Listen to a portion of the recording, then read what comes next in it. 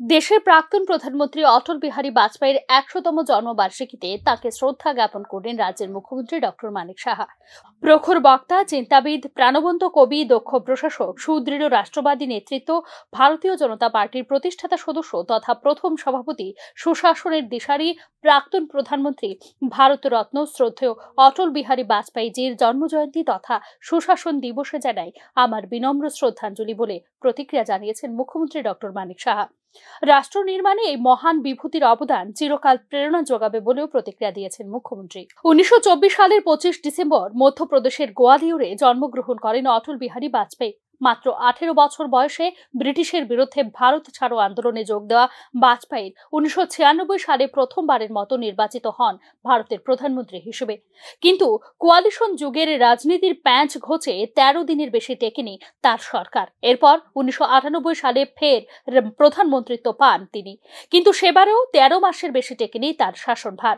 সংসদে মাত্র এক ভোটে হেরে পতন হয় বাজপেয়ীর, কিন্তু ততদিনে নেতা হিসেবে নিজেকে প্রতিষ্ঠিত করেন অটল বিহারী বাজপেয়ী।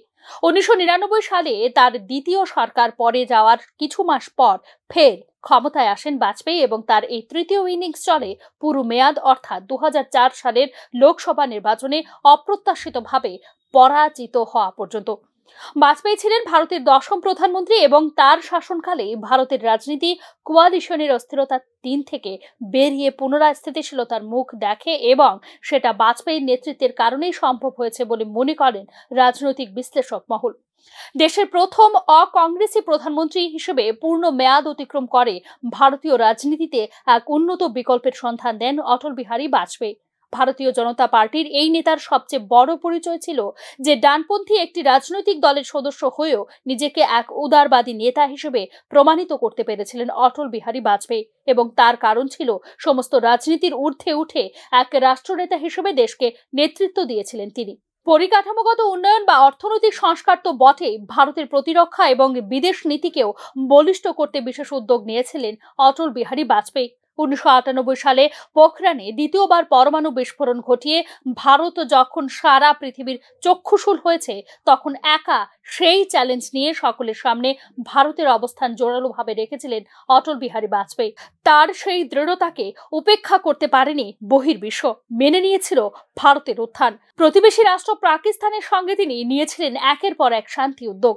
১৯৯৯ সালে দিল্লি লাহোর বাস কূটনীতি, ২০০১ সালে আগ্রা শীর্ষ সম্মেলন এবং ২০০৪ সালে ক্রিকেট কূটনীতির মধ্য দিয়ে পাকিস্তানের সঙ্গে শান্তি প্রতিষ্ঠা করতে বারবার উদ্যোগ নিয়েছিলেন অটল বিহারী বাজপেয়ী।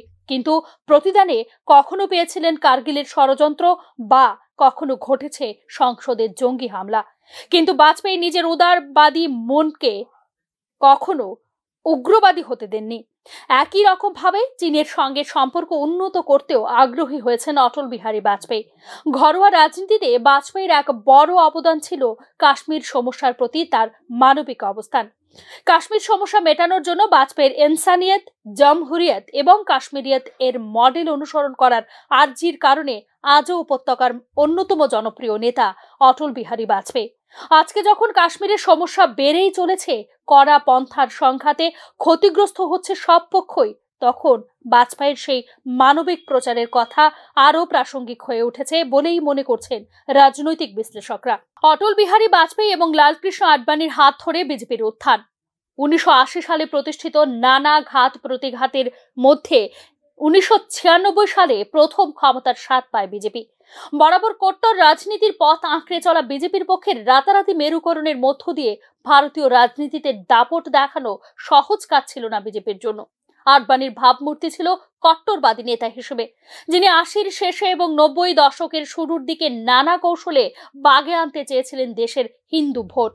১৯৯১ সালে বিজেপির এই মেরুকরণের রাজনীতির উপর ভর করে প্রথম মাথা তুললেও কেন্দ্রে তাদের একটি উদারবাদী মুখের প্রয়োজন ছিল এবং সেই ভূমিকাটি পালন করেছিলেন অটল বিহারী বাজপেয়ী। যে বিজেপিকে তখন মানুষ সেভাবে চিনত না, তাদের হিন্দুবাদী পরিচয় নিয়ে আশঙ্কিত বোধ করত, তাদেরকে গ্রহণযোগ্য করে তোলার জন্য প্রয়োজন ছিল সর্বাগ্রে একটি নরমপন্থী নেতৃত্ব, এবং সেই নেতৃত্বই দিয়েছিলেন অটল বিহারী বাজপেয়ী। বিজেপিকে একটি নরমপন্থী দল হিসেবে তিনি প্রতিষ্ঠা দিয়েছিলেন জাতীয় রাজনীতিতে। পূর্ব ভারতের উড়িষ্যা রাজ্যে খ্রিস্টান মিশনারি গ্রাহাম স্টেইনস ও তার 2 শিশুপুত্রকে জীবিত পুড়িয়ে মারার পর চুপচাপ তা মেনে নেননি অটল বিহারী বাজপেয়ী। বিজেপির ধর্মগুরু আরএসএস এর সঙ্গে কট্টরপন্থার বিষয়ে একমত হননি তিনি। 2002 সালে গুজরাট দাঙ্গার সময়ে বর্তমান প্রধানমন্ত্রী নরেন্দ্র মোদীকে রাজধর্ম পালন করার উপদেশ দেওয়া থেকেও পিছপা হননি বাজপেয়ী। বাজপেয়ীর মূল্যায়ন করতে গেলে বিজেপির চারিত্রিক বিবর্তনের কথা বিশ্লেষণ করা জরুরি বলে মনে করেন রাজনৈতিক বিশ্লেষকরা। বাজপেয়ী আডবাণীর সময়ে বিজেপি নেতৃত্বের দল ছিল। এই দুই পুরুষকে ঘিরেই আবর্তিত হতো দলের যাবতীয় ক্রিয়া প্রণালী। পরের সারির নেতাদের মধ্যে ছিলেন সুষমা স্বরাজ, অরুণ জেটলি, প্রমোদ মহাজন এবং রাজ্য স্তরে ছিলেন নরেন্দ্র মোদী, শিবরাজ সিং চৌহান, মনোহর পরিকর। 2004 সালে অপ্রত্যাশিতভাবে হেরে যান অটল বিহারী বাজপেয়ী। রাজনীতি হলো অসম্ভবের শিল্প। ভারত উদয় বা ইন্ডিয়া শাইনিং প্রচার করেও শেষমেশ নির্বাচনী রাজনীতির চোরা স্রোত প্রতিহত করতে পারেননি অটল বিহারী বাজপেয়ী বা বিজেপি। অন্যদিকে সোনিয়া গান্ধীর নেতৃত্বে জনমুখী কর্মসূচি নিয়ে বাজিমাত করে কংগ্রেস। ক্ষমতায় আসে প্রথম ইউপিএ সরকার। প্রধানমন্ত্রী হন ডক্টর মনমোহন সিং। এই নির্বাচনের 1 বছর পরেই সক্রিয় রাজনীতি থেকে সন্ন্যাস নেন বাজপেয়ী এবং এর পরেই শুরু হয় বিজেপির রূপান্তরের অধ্যায়টি। বাজপেয়ীর অনুপস্থিতিতে তার জায়গা নেওয়ার চেষ্টা করেন লালকৃষ্ণ আডবাণী। নিজের কট্টর ভাবমূর্তি বদলানোর তাগিদে পাকিস্তানের জনক মোহাম্মদ আলী জিন্নাহর স্তুতি গেয়ে বসেন তিনি, আর তাতেই হয় হিতে বিপরীত। আরএসএস এর সঙ্গে আডবাণীর দেখা দেয় তীব্র সংঘাত। এরপর 2006 সালের শুরুর দিকে বিজেপির প্রথম সারির ম্যানেজার প্রমোদ মহাজন পারিবারিক কলহে প্রাণ হারালে রীতিমতো নেতৃত্ব সংকট দেখা দেয় বিজেপিতে।